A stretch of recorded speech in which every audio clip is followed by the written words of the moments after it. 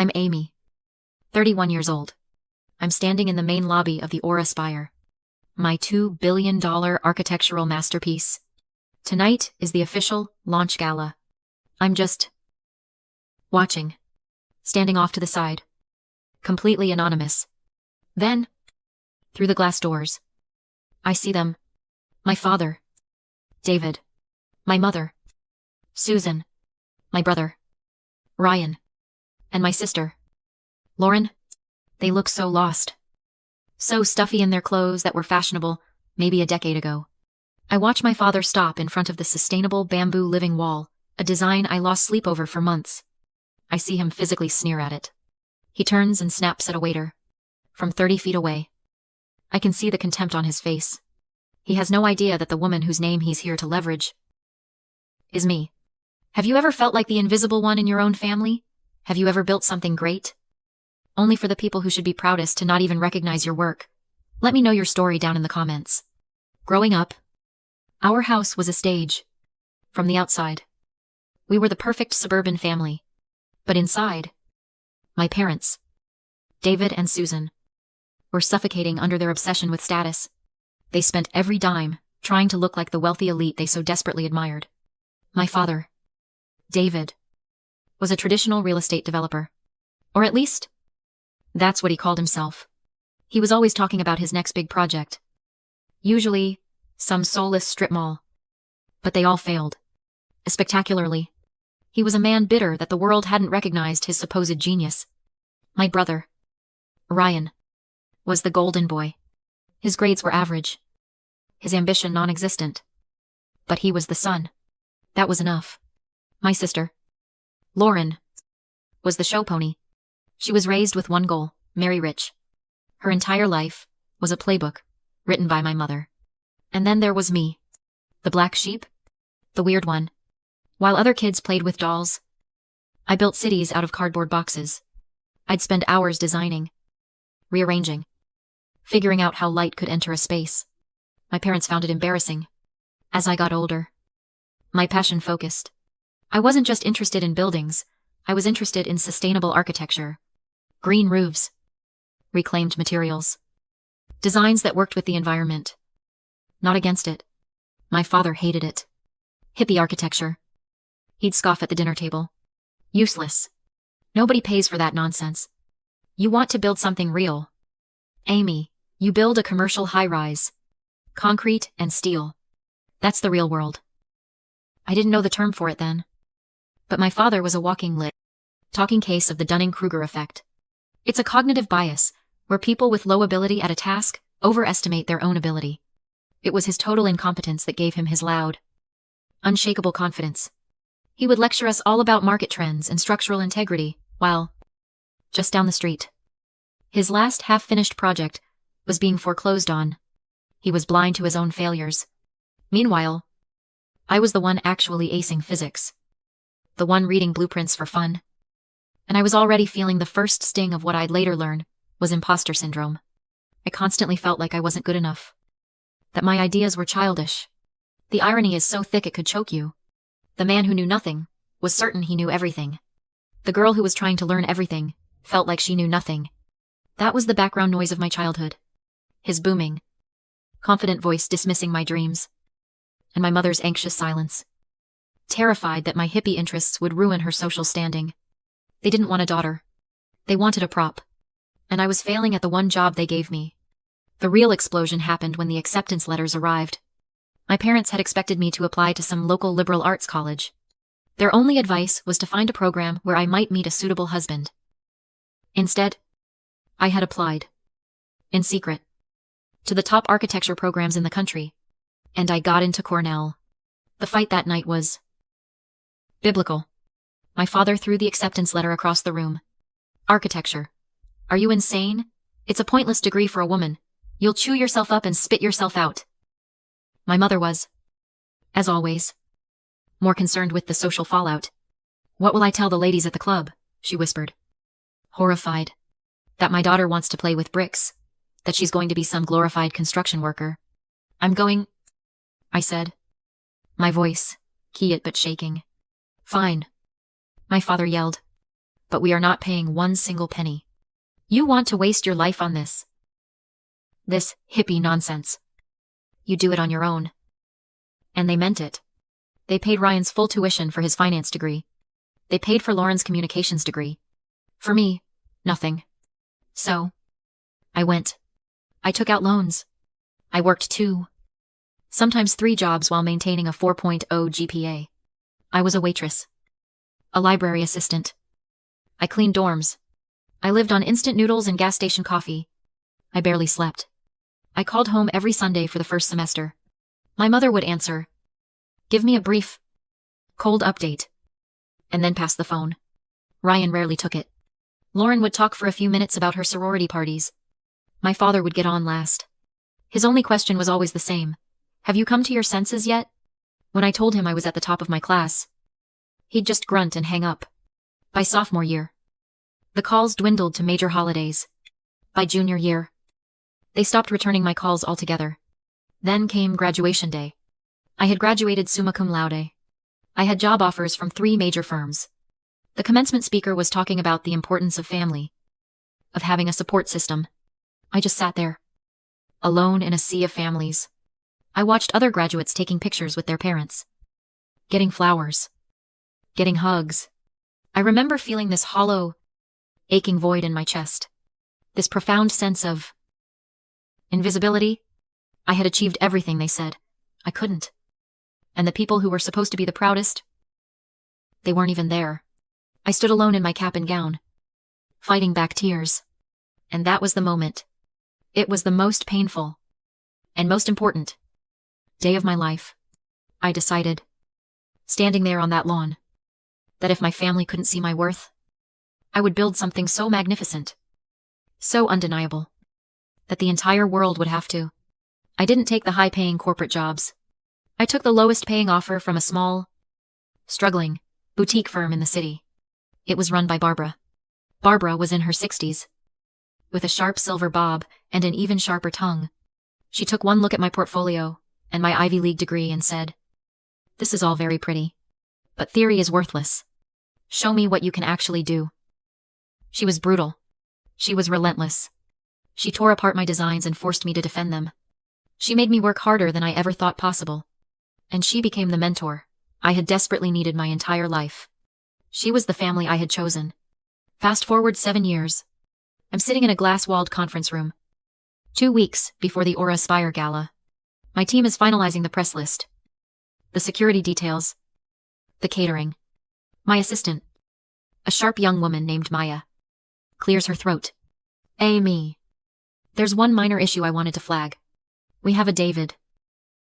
She checks her notes. A David, last name, who has been relentlessly emailing and calling, demanding tickets to the gala. My pen stops moving. He claims, she continues, to be a personal mentor to the founder of Aura Designs. My heart doesn't just stop. It freezes. He's been name-dropping you well. Your anonymous persona saying he guided your early career and expects VIP treatment. He's a lot. I keep my face perfectly neutral. Send me the email chain. Maya. I'll handle it. The moment she leaves, I open the file, and there it is. The arrogance. The entitlement. All under a fake email address for David, last name consulting. A company that doesn't exist. My hands are shaking. Not with fear. With something else. Clarity. I spend the next hour, not on gala logistics, but on a discreet, deep dive financial background check. It's all there. The house is in foreclosure. My brother, Ryan, is drowning in over $200,000 of gambling debt. My sister, Lauren, is back home after a messy divorce from her wealthy husband, who apparently cut her off. They're not just struggling. They are destitute. They're not just name-dropping. They are grasping at straws, trying to use a name they don't even know is mine, to get into a party, to network, to find their next lifeline. I could have clicked delete. I could have had security block his email. Instead, I walk over to Maya's desk. About that David last name. Approve him. Maya looks stunned. Really? He seems... Approve 4 standard admission tickets. Send them to his home address. No VIP. No plus ones. Let them in. The night before the gala, I'm standing in my penthouse office, looking out at the Aura Spire. It's piercing the night sky. A monument to everything they said I couldn't do. The doubt creeps in. I'm 31 years old. A billionaire. And I still feel like that 19-year-old girl. Desperate and shaking. I pick up the phone and call Barbara. I'm doing something crazy. Barbara. I whisper. I let them in. My family. They're coming to the gala tomorrow. Barbara is silent on the other end. Then she says, her voice like gravel. Good. Let them come. But what am I doing, I feel? I feel like I'm 19 again. I'm terrified. Amy. She says. And her voice is so firm. It stills me. Forget them. Forget what they think. Do you see that skyscraper out your window? The one that's already won 3 design awards before it even opened? Yes. You built that. You. Not them. They don't get to define you. They lost that right when they let you walk out the door. You are the founder of Aura Designs. You're my best damn student. I am proud of you. Let them come see what you built. The panic in my chest recedes. The shaking stops. She's right. I end the call. Take a deep breath. And look back at my building. It's not just a building. It's my shield. It's my proof. Let them come. We're back to the present. The gala lobby. I'm watching them from a distance. Standing near one of my own installations. They're not mingling. They've made a beeline for the VIP check-in. A table they absolutely do not have access to. I can hear my father's voice. Even from here. It's that familiar. Booming tone he uses when he's about to lose his temper. I move closer. Stepping behind a marble pillar. Close enough to hear every word. A young woman, one of my best event staffers, is trying to handle them. Sir, I have your 4 standard admission tickets, she says. Her voice polite, but firm.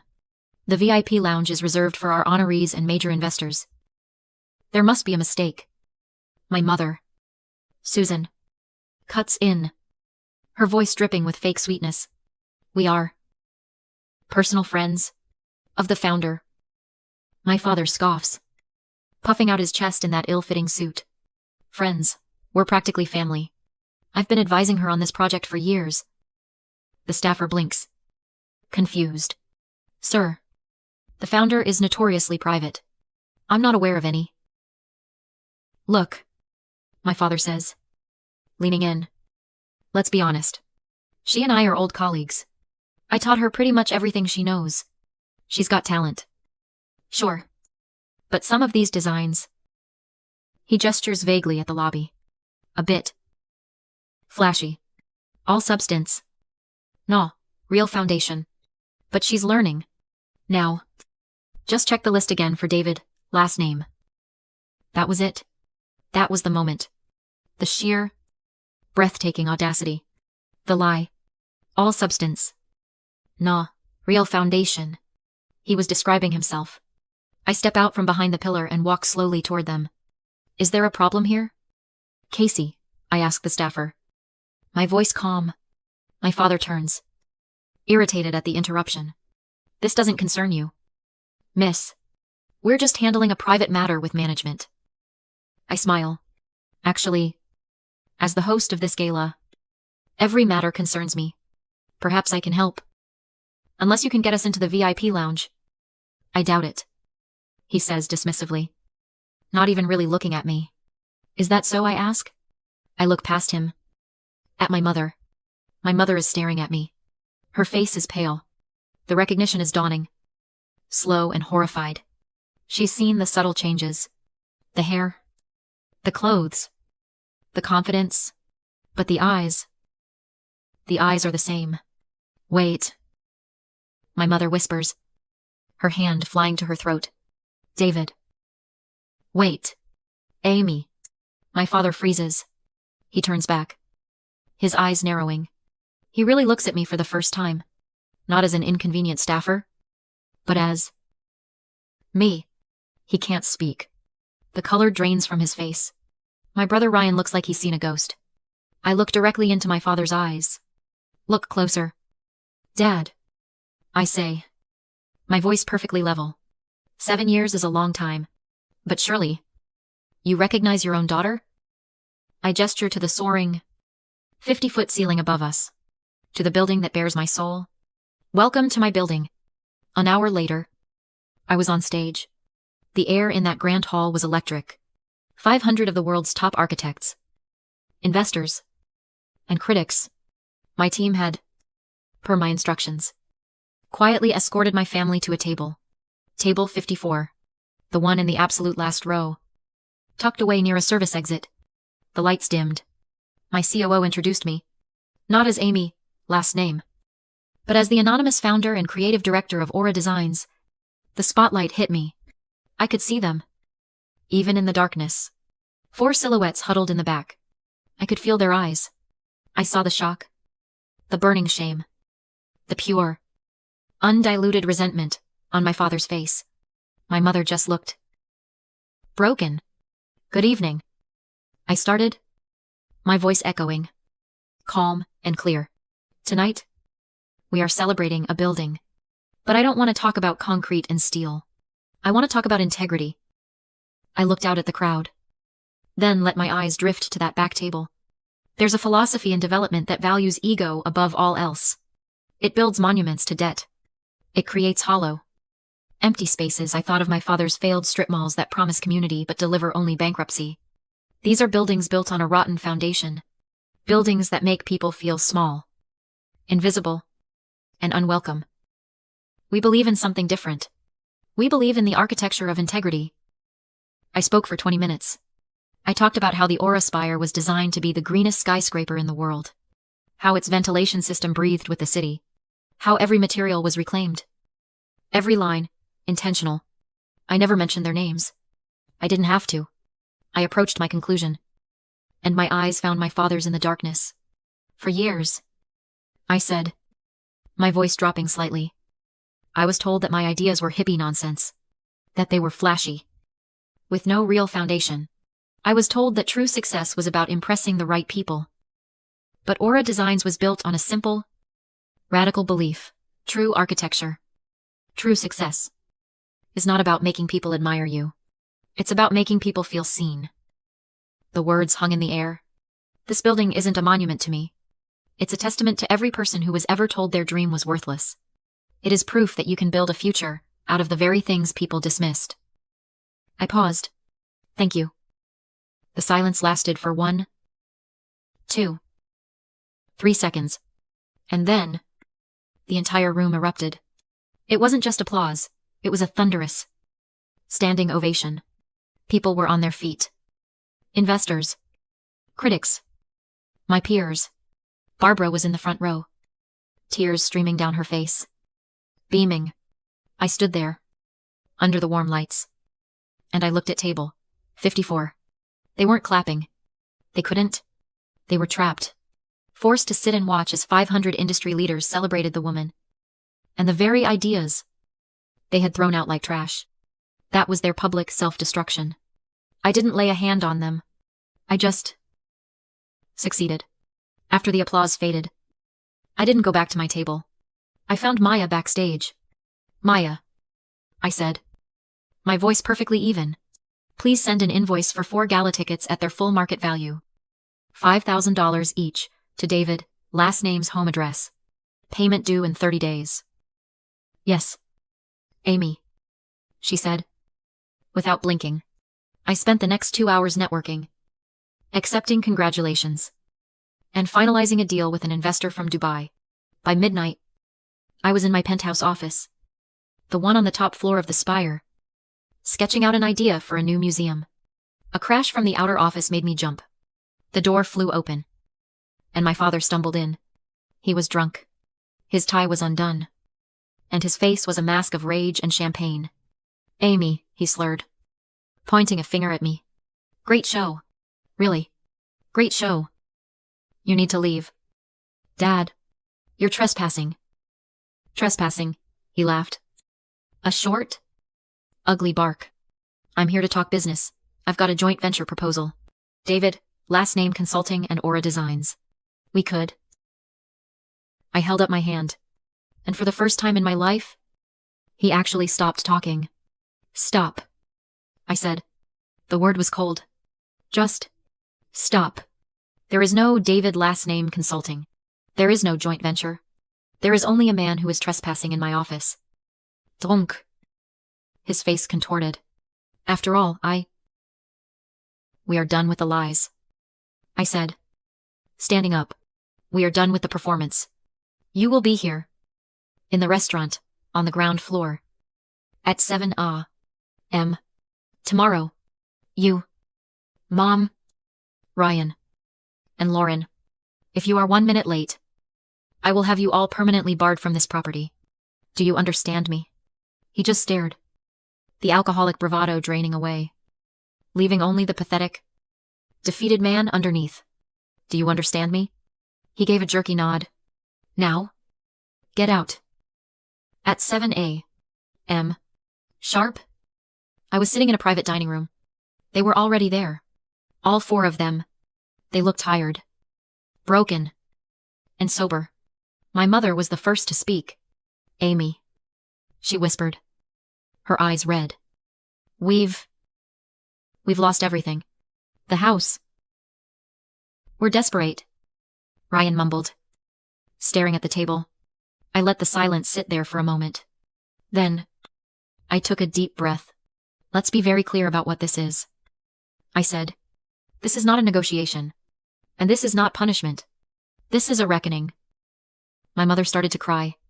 We need help. I know, I said.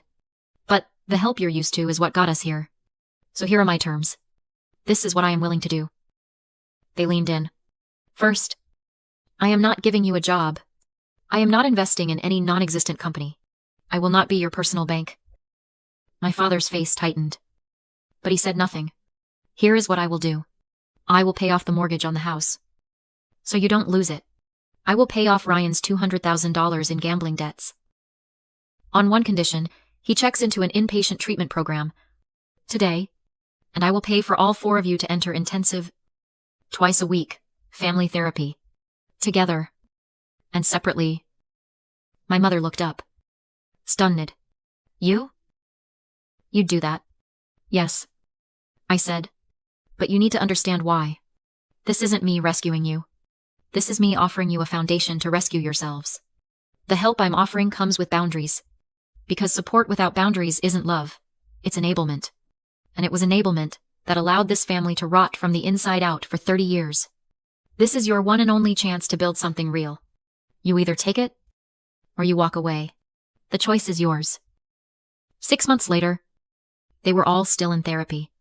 My father had taken a job, volunteering, teaching basic finance at a youth center. Ryan was 90 days clean and working as a barista. Lauren had enrolled in a community college program for paralegals.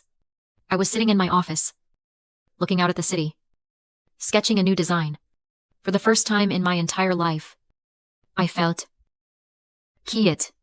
I felt peace. Building a $2 billion skyscraper was the hardest thing I'd ever done. But I was wrong.